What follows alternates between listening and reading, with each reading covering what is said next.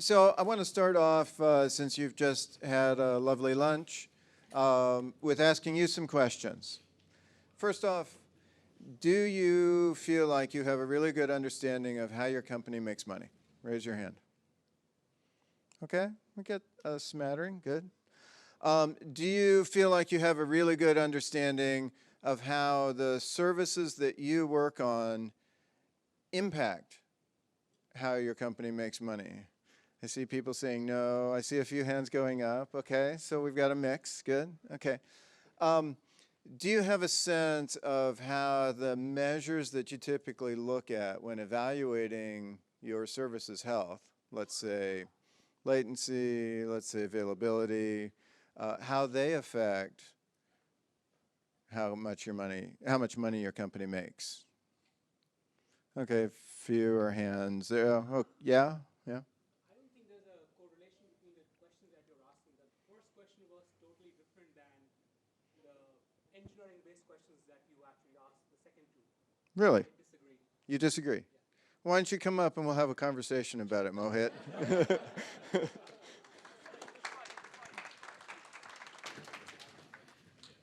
Hi, my name is Mohit. And I'm Kurt. I am an engineer at Microsoft, and IC just like many of you. And so I work with my job on a day-to-day basis, and I constantly have this problem about this regression in terms of understanding each other from my management and me, and understanding how to convey a message to them about the work that I'm doing. And frankly, nobody understands the technicalities, and I really feel frustrated about that. Okay, so like you're trying to convince them that you want to implement something new or change the way that you have implemented stuff, and they just aren't getting it? Is that what you're saying? If I say I want to use Redis or something of that sort, they'll say, yeah, whatever, or no, without even asking me why I'm doing that. Okay, okay. So what kind of data are you usually talking to them about when you're saying, I want to implement Redis, for example? What do you cite as reasons to do it? Milliseconds. I mean, okay, so you want to save latency? Is that? I want to save latency. I say, that's the latest and greatest tech to have. It's distributed, and all the good stuff that we do on a regular basis. And so you're trying to convince them for shiny. It's like, buy a new car because it's shiny, or a new phone? I mean, that's what I do. I have the latest phone with me, so yeah, I guess it works. Well, or you're convinced by it, right? Yeah. So here's the thing. I mean, I'll set a baseline for everybody over here so that then you know who you have to convince. Okay. All right. I'm an IC. I have a very clear understanding of business, which is business and engineering are like oil and water. They don't mix, right? And from my point of view, business is Lord Business from the movie Lego. Extremely evil, right? Business is evil. Business is evil. That's my opinion. And the other is, in general, hold on. Got to make sure we cover our notes here. So in my opinion, business metrics are sort of useless. Maybe they have a job, but I really don't want to do anything with that. And the third thing is, let me just get this laptop here. Yeah, that was an issue.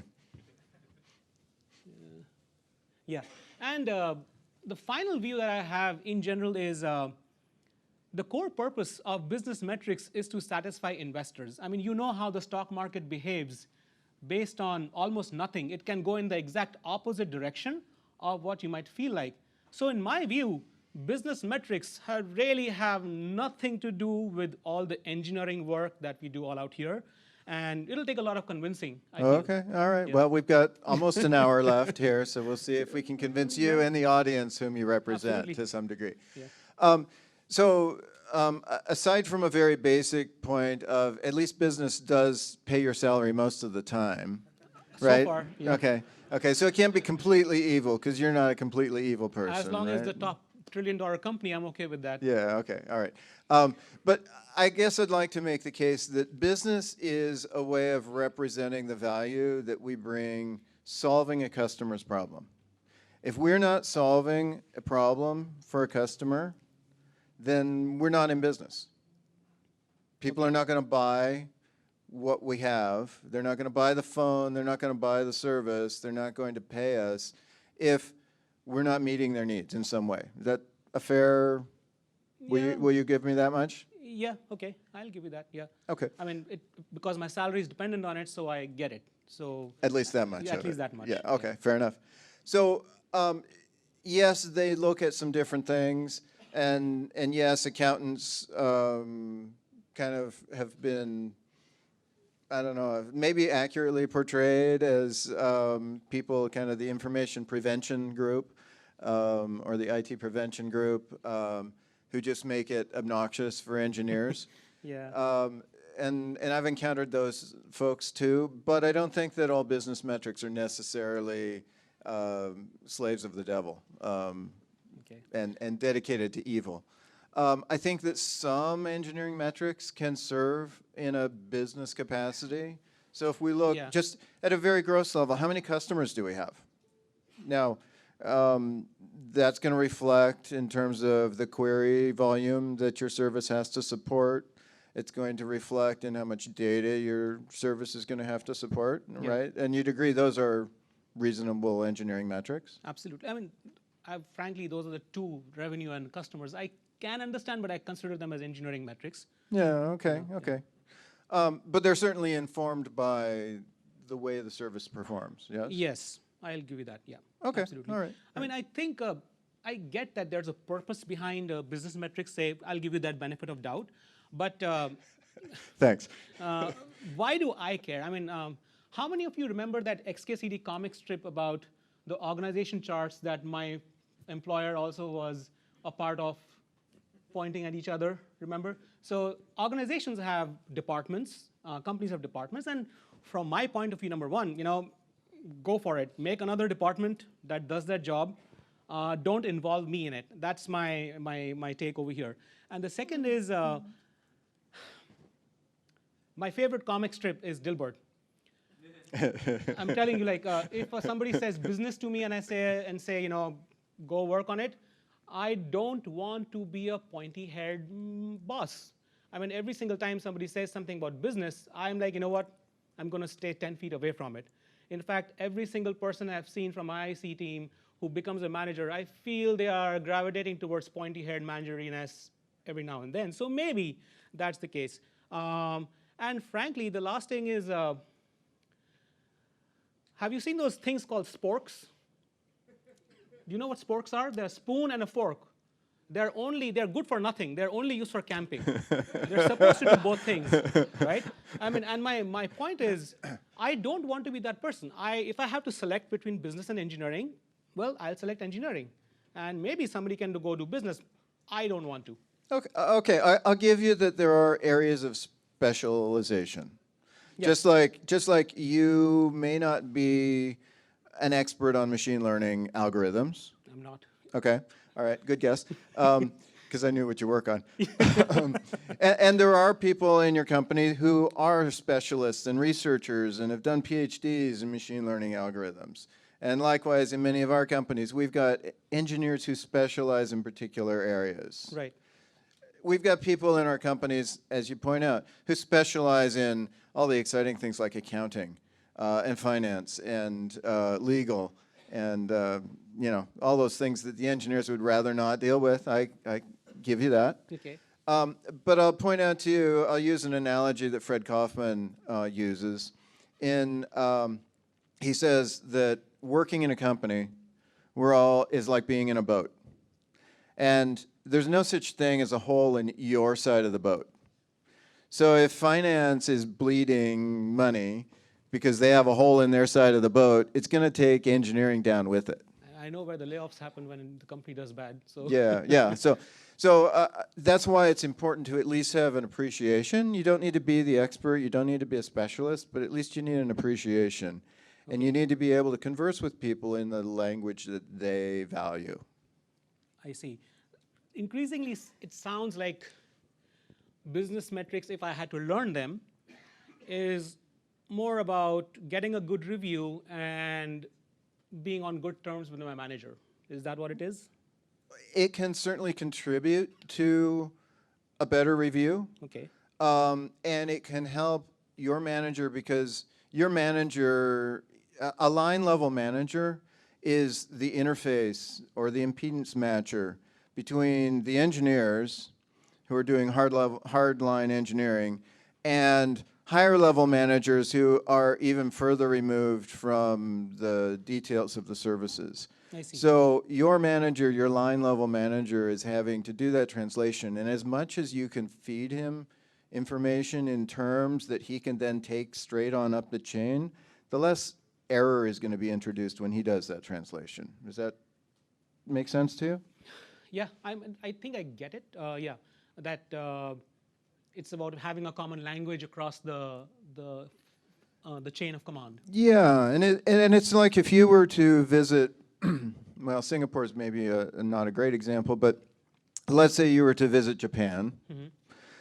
If you could at least express yourself in rudimentary Japanese, you would tend to find that the natives are probably much more accommodating and forgiving of the lack of expertise in their language. Yes? Yes.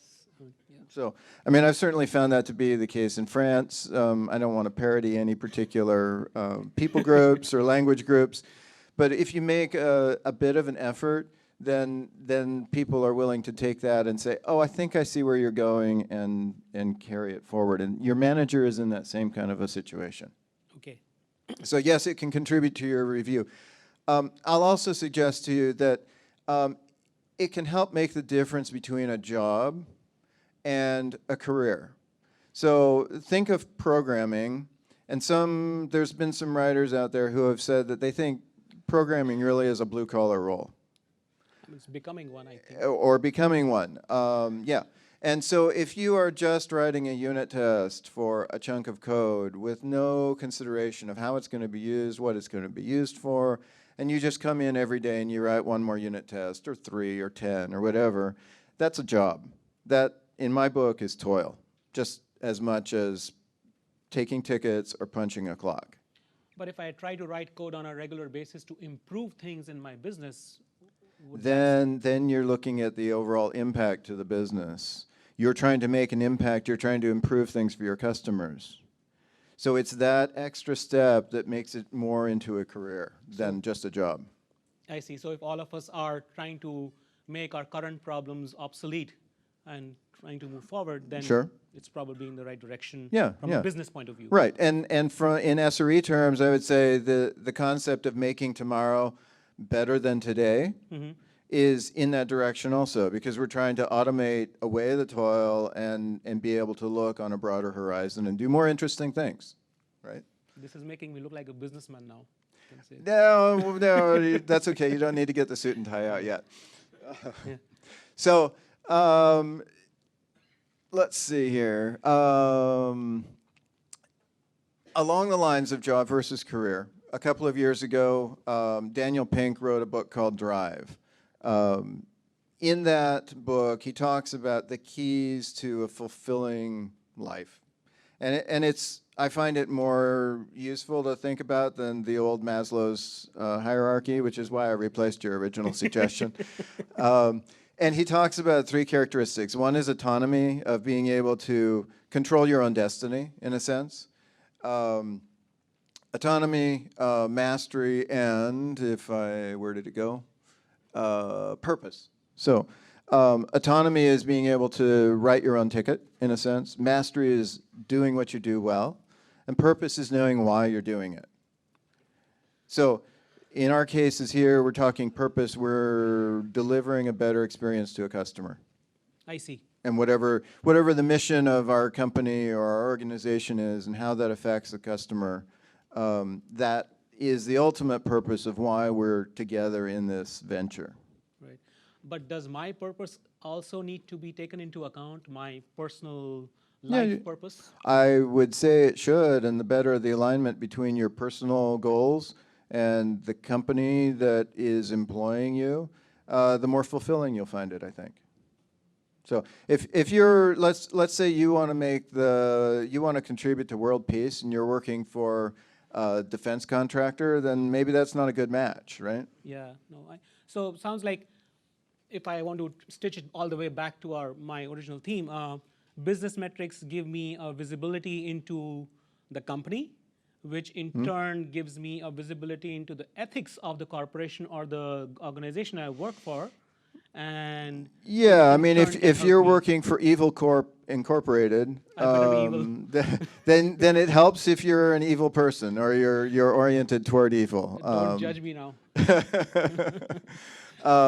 And I think that this question of purpose and ethics, maybe we'll defer that to the closing segment where Theo and Laura are going to get up and talk about ethics, because it certainly plays into the components here. I'm looking forward to that talk. Yeah, That's good. and if you're just after money, as we see some the parodies of some salespeople or whatever, they're chasing, or Wall Street people maybe, they're just chasing the next $1 million.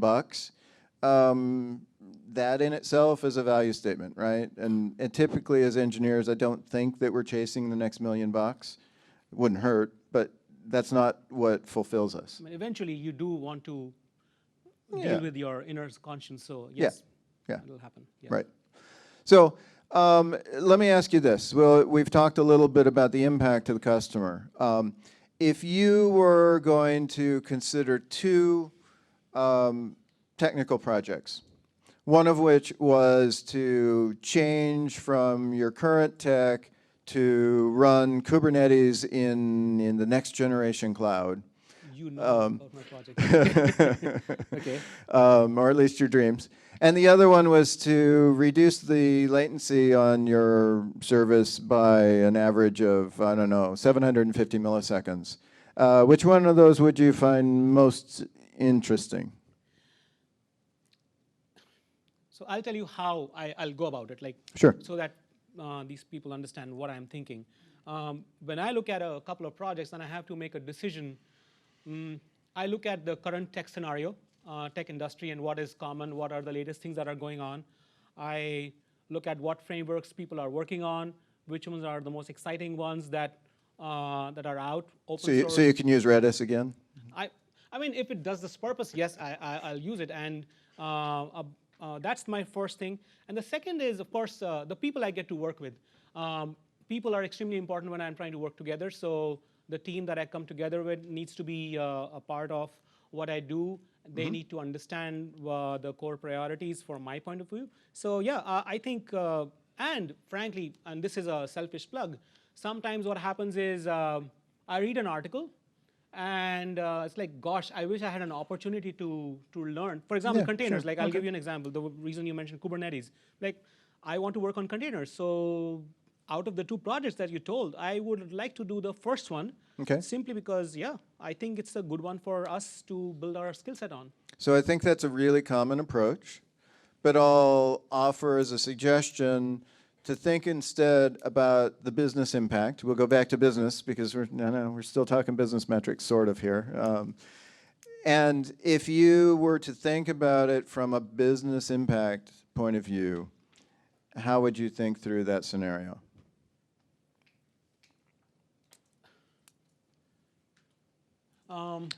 What value to your customer will implementing containers bring? I like a blog entry about it that we moved to containers. Okay, that's personal brand. Okay, that's not a bad thing. It's not a bad thing. I agree. You can present a talk next year in Sydney at the SREcon. I don't know. Like, I'm sure there must be some measurable metric that moves because I made some changes. Because I am actually moving to better tech. I'm moving the needle in engineering, and I expect my customers to get happy somehow. I know I need to measure it, but I think I should be able to do it. How about the other project? It's tech debt. I mean, every now and then, everybody wants to improve latency, whatever, 100 milliseconds. I know there's this common thing, 250 milliseconds. Latency improvement is like $1 million. Yeah, whatever. I think it's a number that people throw around. It's boring. Yeah, it's not my thing. I don't work on stuff that I've worked on for the past 3 years. Okay, so I can't speak to the value of 750 milliseconds for your customers, but I will point out that Kevin Scott, have you heard that name before? Yeah, he's my CTO. Yeah, he's your CTO. Right. Once upon a time, Kevin Scott he's still an introvert. He'll self-admittedly introvert, but he was a compiler geek. He was doing a PhD in figuring out how to optimize compilers. And after years, I mean, PhDs do take some time, he realized that this was not going to change the world. He foresaw a very limited future in compilers for himself, and so he decided that he needed to optimize for impact. Whenever he had a choice of two different paths that he could take, that he would consciously choose the one that would give him the better opportunity to make an impact. Okay. That has led him over time, obviously you can't map exactly where that's going to take you, but it has led him, he is now the CTO of Microsoft. So you're telling me So if I do the right things. Well, I can't promise anything, but you never know. Okay. I need to shave my head first, and then. Okay, sounds good. So it's just another way of looking at things and a way of broadening your perspective. That's the individual decisions will come down to different choices, but I want to expand that. Okay. So does this make sense so far? You're not willing to walk out of the room right now? No, I'm still on the fence. I'll say yes, I understand the purpose, perhaps why I should care. There's a relation between my life and them. But frankly, I don't know if I can spot a business metric out of a bunch of them. I don't know how to differentiate between business and engineering metrics, and I've never seen one. Like, how do you go about it? Okay, all right. So if a business metric jumped up and hit you in the face, you wouldn't know what it was, right? Yeah. Something.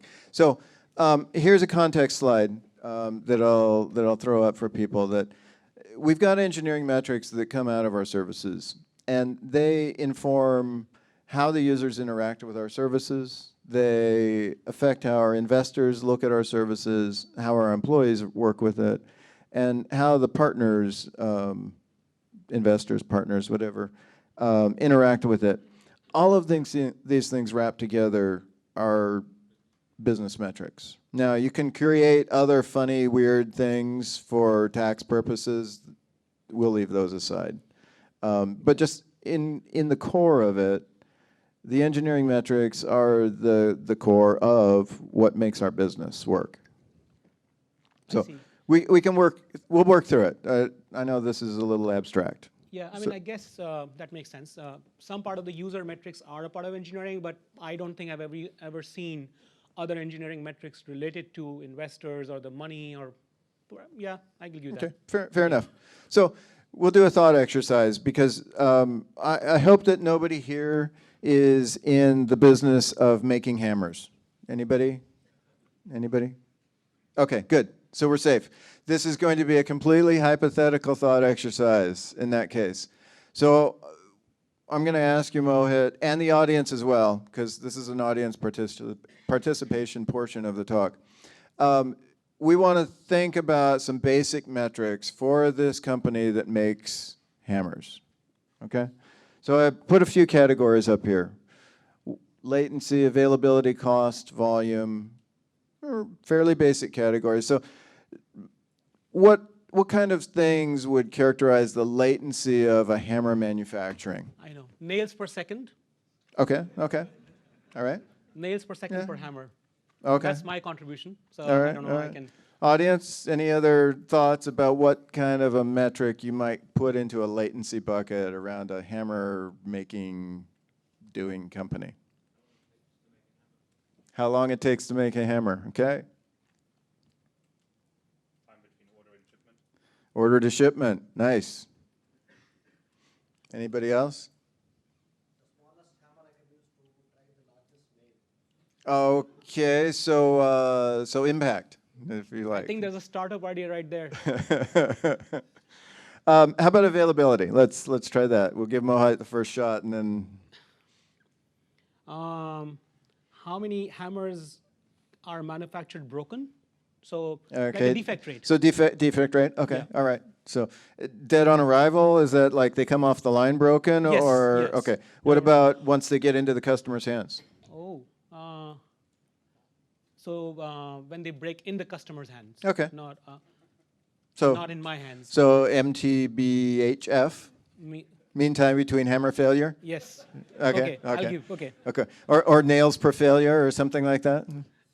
Yeah, actually, yeah, that Okay. work. Yeah. How about the audience? And what other kind of availability things might relate here? How many shops have your hammers? Good, okay. That's a good one. I did not think about that. Can you find it? Nice. Maybe we need to have a geolocator service on it. Okay. Okay, let's go on to cost. Naturally, one cost per hammer. All right, fair enough, fair enough. We'll make that one easy. Cost per hammer. Revenue. Revenue is a cost, or was that? Money? Well, that's how much cost is and revenue depend on whose side of the table you're looking at it from. So from a customer's point of view, the cost of a hammer is the revenue to the company. Okay. Does that help? Yeah. Okay. So, and volume. How many hammers did you make today? Kind of a thing. Is that That's my hammers per day, hammers per second. hammers per second? Oh, okay. You're stepping this up. You're scaling. I'm Hammers looking at Time scale. series charts for hammers already for my business, so Okay. I want Okay. real-time, near real-time metrics for hammers per second. All right. So here we sketched in a few concepts, and some of them came from the audience, some of them came from Mohit, but they're hypothetical measures that might pertain to this company. So let's say that we want to improve our company's service, and so you're going to be telling me which ones of these do you think would have the biggest impact on business-ish metrics? And I know we're learning here, so give it a shot. Hammers per second for sure. I mean, I want to maximize hammer production.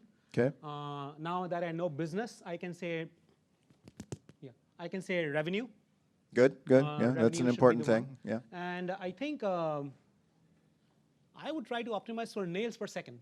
I want to make really good hammers. Really good hammers. Okay. All right. Quality matters to us, all of Okay. us, right? Did I tag the right ones there? Hammers per day. I know you went into seconds, but hammers per se. What? Okay. Is Yeah. it- I that's mean, a straightforward connection, right? as an engineer, I prefer per second, but Yeah. All right. All right. You don't want to wait for a day to get your numbers. yeah, and defect rate, yeah, that can work as well.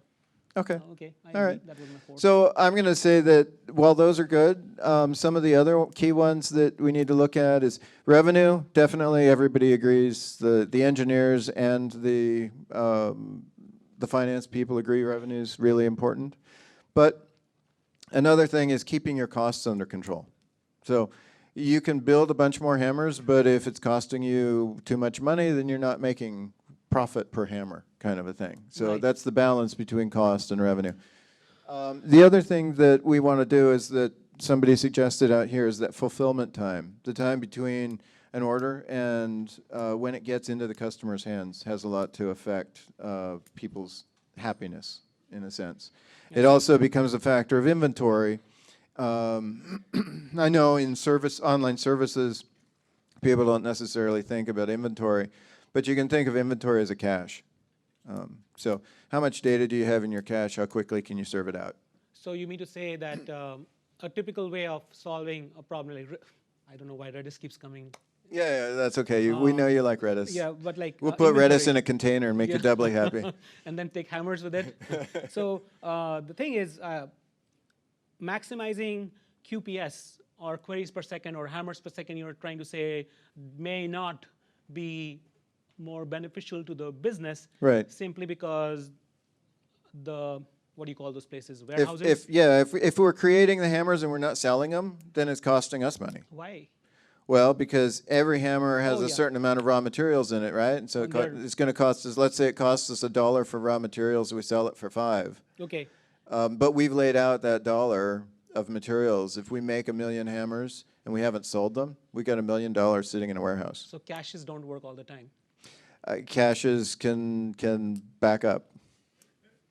Okay. All right. Good to know. So let's. One of the things, there was a keynote at the beginning about thinking beyond the nines, and that had a really good conversation about availability and the importance of defect rates and things like that. So we'll refer you back to that to watch on the videos when they come out in a month or so. So let's go to some more normal business metrics. We'll carry the hammer concept ahead with us here. But, oh, sorry, wrong slide. There we go. I did last calculus, I think, was in engineering. That's okay. What does this icon bring to mind? People. People, good. Okay, I'm going to call them users, customers, depending on what they pay, how they pay. Different terms might apply, but essentially, they're going to be the users of your service. Right. So most business people, management type people are going to look at this on an aggregated basis. They're not going to look at how many concurrent users do we have per se in a given second, which is kind of important for a service, right? If you got 1 million hitting your service, that's different than if you've got 1 hitting your service. But they're going to look at, most managers are going to look at it on a longer time scale, so they're going to look at daily or monthly. So, okay, so basically when I look at a service and when we say we are reaching 10,000 concurrent users per minute or per second, or something like that, okay. Sounds like that is not something that the business would be excited about. Well, they'd be more excited than if it was 10. 10,000 is better, right? But why does the time range is a really long one over here? Why aren't they doing? So a month is forever, is what you're saying? Yeah, I mean, monthly users is a big number. If it changes, like why can't they do per second? Well, some of this gets back to practical aspects of if these are really customers who are paying us, they generally don't want to pay us every second. It just becomes really kind of inconvenient. Can you imagine your credit card bill if it had monthly charges per second for the popular service you use? Okay. So, I mean, monthly is kind of a typical billing cycle. Or it might be quarterly, depends on the business. But I see. It's interesting, you know, so what I'll do is, since you're going through metrics, I'll try to think about our day-to-day tech-based side of things and see how this works. I know browsers have users, and Firefox recently came out with their numbers. So they tend to say monthly users. Yeah, so even browser side. I think it makes it human scale, honestly. And if you're talking to a non-technical audience, people can handle the concept of 12 months or 30 days, roughly, without thinking too much about it because they interact with it on a daily human scale basis. I see. Like gaming industry, I guess, does daily users. They don't care about how many are playing right now, as long as they can get the same audience back on a regular basis. A lot of it has to do with, how the dynamics of the individual business work. So. Okay, so the business can decide between whether they are focused on the monthly active users or the daily active users. Right, and then there's the businesses that just have the vanity metric of, oh, we've got this many billion total users, right? Okay. Even if they're not active. Okay. So we've got users, but we know that users don't stick with us forever. And we know that they didn't start at the beginning of time, and they aren't going to be with us until the end of time. So this is the little icon that we put together for what's called churn. So churn is essentially the net change. So if we lose 100 users and we gain 105, our churn is +5. But isn't that an incident? Like, if I lose 100 users and if I see a drop in 100 users, I think there will be an incident, and one of us is going to get called and say, why did the users drop? Well, I mean, if you lose 100 on the first day of the month and you gain the 105 on the last day of the month, you're going to have some weird-looking metrics there, agreed. But again, remember, we're looking at this over a time span. And again, people are looking at it, the management of the company is looking at this on a consistent basis of month over month. Well, we'll say week over week, month over month, or year over year. Okay. Because the investors are looking at quarterly change or monthly change. Oh, I see. Okay. So it does not matter if my time series graph is looking a little bit erratic, where it goes up and down, as long as... They're looking at a smoothed version of that. Think of it that way. Like health metrics from WHO, where they say average Yeah. age of a human being is X, Yeah. and X 100,000 people die every Yes. month. Yes. Yes. That's the churn in the human population. Right. Okay. Does that work? Yeah. Okay. So think about let's bring it back to Hammer. So what would you think of for churn at Hammer? I mean, I would say the number of people who come back to my company to buy hammers, Okay. and some of them may Month not after come back. month? I mean, Yeah, they may not. new customers per month or something? Yeah, I mean, I would have thought if the same customer is coming back again and again, that says something bad about my hammers, maybe. But Or they really like it. Or you come out with a new shiny model and people Yeah, just I mean, have to that's have the the thing. latest hammer, right? so I mean, I break the glass and then buy another one, kind of thing. Maybe, Perhaps maybe, that may yeah. be churn. There's another churn I suddenly remembered. But it's not churn if they come back. It's just if they stop coming back, and then it's we've Oh. lost them. And so churn can be positive or negative. I see. So it's like 95% of your users are coming back month after month, 5% are and not. and you're growing. So you've got a growth rate, and you lose 5%, but you gain. And so in general, you're growing, kind So of a thing. business cares about that. The business cares about both of those, the growth and the loss rates. Yeah. Yeah. How many of you have seen Game of Thrones? I expect some hands to go up. There's a few over here on this side. And how many of you got the HBO subscription for Game of Thrones to watch it?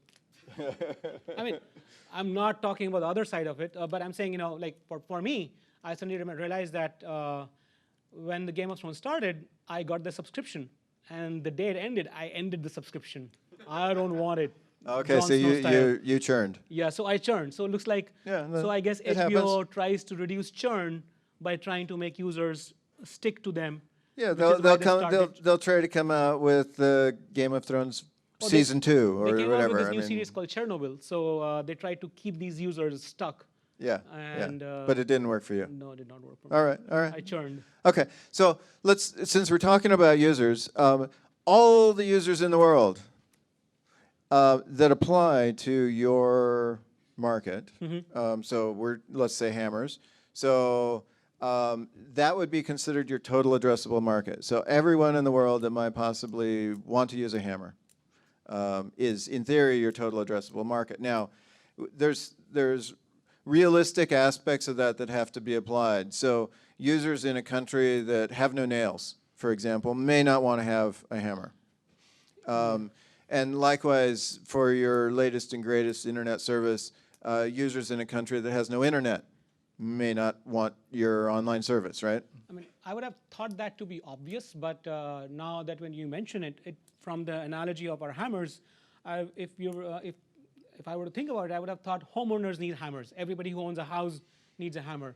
But I guess construction workers are the biggest hammer users. Yeah, Right. I'd say so. So, certainly, they're the most regular users. They're the most regular users, so maybe that's an audience. Is there anybody else I'm missing who actually uses hammers? Because You've got kids building little birdhouses, right? right, Different so- kind of hammer. They're not going to get the big construction ones. I see. And the reason I should care about it is because if I know as an engineer who my users are and are going to be, You can then I have design a your better features, right? understanding. Okay. And think about it from an accessibility point of view. If you have a hammer that's really hard to grip, then somebody who has little grip strength won't be able to necessarily make use of it. But maybe you make one like the Good Grips is a Yeah. common thing, where it's easier to hold and grip, so that's an Yeah. accessibility thing. Okay. Think about it for your online service. If you've got someone who has a screen reader and you have a very busy UI, it's going to be really hard for them with their screen reader to make use of your service. I guess I see the analogy now. I have another one. I used to keep thinking why there's so much push to go to places in the world that don't have my users. So, for example, our organization is moving very aggressively to Africa. And I guess, and my question had always been to them, like, I have no users, I have negligible users. Why should I care about making things better? But it sounds like they are trying to look at the future. Yes, Because there are people over there undoubtedly. who will eventually use my service. Sure. And I, as an engineer, need to stop questioning that and think for everybody, I guess. Or think beyond. It's like, okay, if we take this for granted, if we take this as a true proposition, then how do I change my service to meet that market need? Got it. Makes sense. So, Okay. so the big one that everyone can relate to, more or less, this is not your salary. Instead, we're talking expenses here. So It's like the Yelp review for. And expenses is where most of the weirdness in business metrics comes in, because you get different countries that have different rules about different taxation and where the money is paid and exchanged and how it's stored and what it's spent for. This is where your accountants team and your finance department come in, because they help save taxes. So for the hammers, the iron, I'm assuming if the iron is what I'm Yeah, using. your raw materials, sure. Okay, yeah, raw materials are one kind of expense. Yep. My factory where I'm making is one kind of expense. Definitely. And the people who are working in the factory are another as well. Indeed. Right? Yep. So, okay. So I think maybe for our purposes, the best way to think about expenses would be two different axes. One is fixed versus variable. So when you build a hammer, if you build 10 times as many hammers, your variable expenses go up 10 times. So, Well, yeah. we're not going to get into some sublinear things that Yeah. I know SREs love, but Yeah. we'll just stick with linear variability costs. Right. So that brings the cloud question. Like most of the companies today are moving towards cloud. There Yep. was a time when people, or companies, I should say, owned their colos.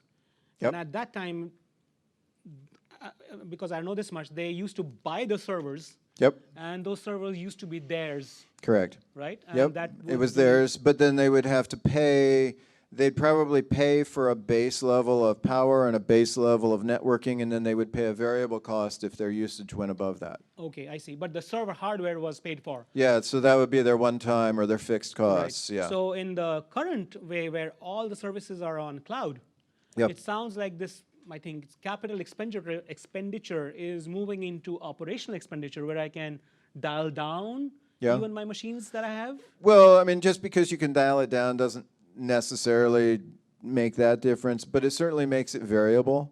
Okay. So if you're dealing with, one of the speakers the other day was talking about dealing on shopping crazy days, essentially.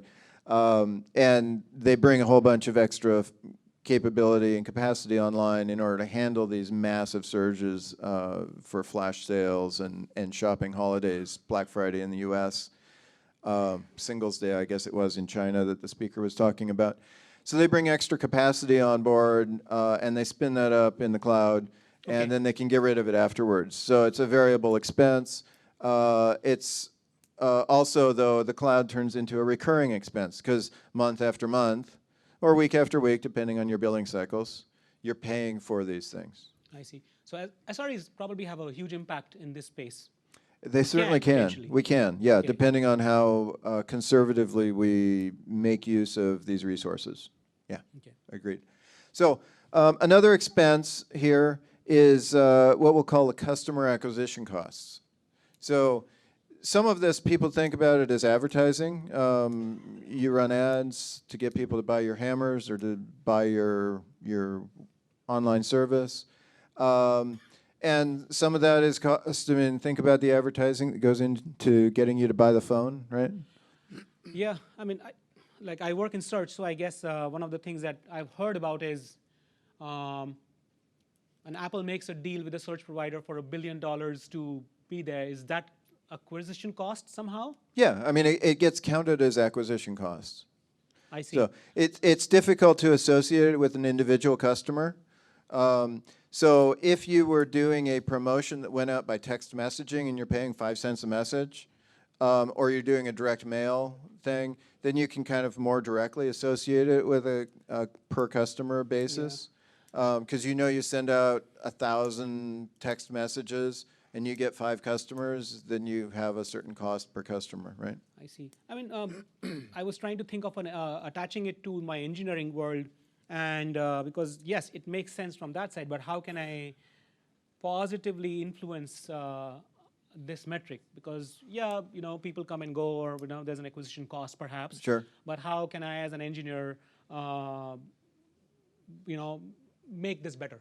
So there's a couple of ways. One is you can make your service more interesting to users so they don't leave, and so therefore you don't have to buy as many customers. That's one approach. Another one is that you can make sure that your service provides excellent customer experience, essentially, and so they aren't driven away and they don't go off to other services. I see. And customer acquisition cost is for newer customers who have not started paying, I'm guessing. Yeah, pretty much. Okay. So a freemium model is another strategy where you pay for a certain level of service that everyone gets, and you hope that enough people upgrade to your paid one that you can afford to provide the free lower level of service to everyone. Some Prime comes to mind. Yeah, something like that. Yeah. We're going to have to hurry along yeah, here. So okay. this one is a little bit longer. We're talking about the lifetime value. So it's essentially taking away the customer acquisition costs and then looking at how much they pay us until they leave our service is the lifetime value of a customer. And it's an average number, but it might differ from cohort to cohort. So I see. So this is the amount of money I usually make off of a typical customer in my service. Correct. Correct. Right. So maybe you make a different amount for Singaporean users than you do for users in Chile. I see. And the goal from a business point of view on the engineering side of thing is to make sure we have the right latency and availability and other engagement metrics going in the right direction to make this line go up. And availability, obviously. You don't want to lose them too early. I mean, if you have a bad service in Chile and you lose a lot of users, then you're going to shorten this line and you're going to make less money overall. Oh, I see. So the LTV for South American users might go down. Exactly. Exactly. If you have availability problems in South America. So that means CDNs and other kind of services become more important to Right. move this metric to in the right direction. extend the line, the end of life, further over and maximize or increase your lifetime value. So it's not just about TCP connection times. It's about keeping people longer for my dollars. In a positive way, yeah. Positive way. And it's as some people say, this is what you're looking for, is to keep a happy paying customer. And some other people say it's the way to keep a happy customer paying. Okay. So, this one is kind of just a mathematical thing, and we're running short on time. So it's the average revenue per user. So you take how much money you make and divide it by the number of users that are paying it to you, or the total users if you're in a freemium model. You might have to dilute this number out by your total users. So I've seen this one in some earnings reports. So they basically try to increase this number as much as possible. Sure. And sometimes the stock markets goes into some kind of seizure when it sees the ARPU for the companies going down. Exactly, exactly. Despite good engineering work. The market is remarkably unrecognizing of good engineering work, I'm sorry to say. So, but it does affect your salary, remember. So, so I got a challenge for you here, Mohit. Okay. So we've had a good conversation. I think that you've had your mind expanded slightly here in terms of being willing to think about some business metrics a little bit. Yeah. So I want to encourage you, and I'll encourage all the rest of the audience here too. So on your way home, whatever that may be, take 15 minutes and think about how metrics matter to your business, how the things that you do will affect the things that affect your customers. Is that a challenge you'd be willing to take on, Mohit? Yeah, I can think about, like, the problem is sometimes my company does quite a few things. I can narrow it down to my organization and see at least can I go through this thought exercise of the hammer kind of a thing. Sure, like basically the way we did with hammers, I'd like to do with my business organization and see what we're doing. Yeah. And looking at it, starting in sort of expanding circles from where you have direct impact to how you have less direct impact but still can make a difference is a good way to do it. Yeah. That's what I mean here by the think global, act local. So think about how what you do ramifies out to what the total income statement that your CFO gets up and talks to investors about every quarter. Okay, so I shouldn't really think about the butterfly effect where I think of every small thing, Fair. but larger strokes. Yeah. to think more through our own. So you're questioning my choice of my caching service, I guess. Not at all. Not at all. I think Redis is awesome, especially Okay. if you put it in a container. Okay, all right, I get it. So, and then think about how other metrics that you measure related to your service. I mean, think about incidents per month. How does that reflect, or severity of incidents? How does that reflect on the customer experience, for example? That's a little more indirect. Yeah, I mean, I can see now. I understand why a lot of these teams tend to measure how time hovered over something, or the scroll rate, or the number of times they went back and forth on a page, Yeah. and all that stuff. I've never understood that as to why they do this, rather than, okay, Something maybe easier. yeah. Okay. Okay, So, sounds good. so Mohit and I put this slide together so that you would be able to get it when it downloads, or you can take pictures of it right now. And it's kind of a summary of a whole bunch of this to give you something to take away and consider. And generally speaking, that is everything that we were going to try to cover. Yep, and we've got a few minutes. I know we've got 7 minutes before the next talk actually starts, which gives us 2.5 minutes for you to ask any questions. And I'm afraid we only have one mic since I had to steal one. Either you got it or you did not. I don't know. Or you've just still digesting your lunch. Right? Sounds like they got All it. right, well, thank you very much for coming. Oh, and- there's somebody. no, he's our Okay. conference coordinator, but I think he's taking the mic off to someone. Thank you. We do have one question, I guess. No? Okay. All right, well, thank you very much. If you do have questions, feel free to grab us there's one. afterwards. Oh, there is one. Okay. Yeah, You can ask Oh, right now. We have time. go ahead. So, hi. The question is, like we talked about, like engineering side, and wherein we have to correct ourselves to understand the business, right? So, I just want to understand the scenario wherein we challenge the thought of the business, wherein we can understand we have the understanding of the business from engineering side, but any scenario or the situation you would like to share wherein we challenge their thoughts, I mean, from business side, which is coming, wherein we are forecasting from engineering perspective. So, I think there was in the Thinking Beyond the Nines talk by Kumar in the opening segment on Wednesday, trying to remember the days of the week here. He talked about the $1 million page where every pixel was an ad, and it made tremendous amounts of money, but it was completely worthless.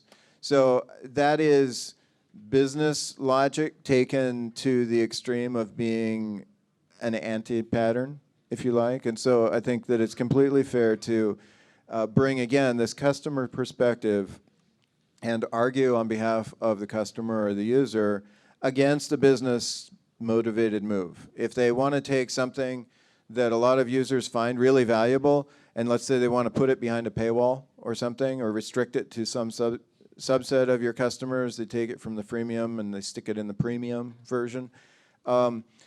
You can certainly make the observation of what that does to the usage of your service as you measure it in the engineering world, and let them know that that's a really bad idea, as an example. thank you.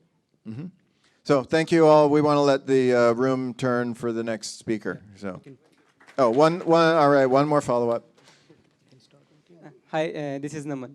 So I have one question, like, is management is happy if we gave you some dashboards, like key KPIs kind of stuff, so that you can look around it instead of downloading the Excel, then looking, okay, this is my per day users. Yes, generally speaking, and based on my own experience with our own management, they love having numbers that they can look at on demand. Yes. So But management numbers people they, are happy. they can understand. Yeah. But it has to be expressed in terms that are meaningful to them. So. Because in our orgs, we created so many dashboards for management people. So I wanted to know, like, across other organizations, how are like their perspective over there? How I they think that's a general observation that holds Business people true. love dashboards as Okay. long as you don't show them cash hit rate and cash miss rate. No, only Right? I only mean, related to users, like yeah, I mean, users. Exactly. Yeah. Thank you. Thank you.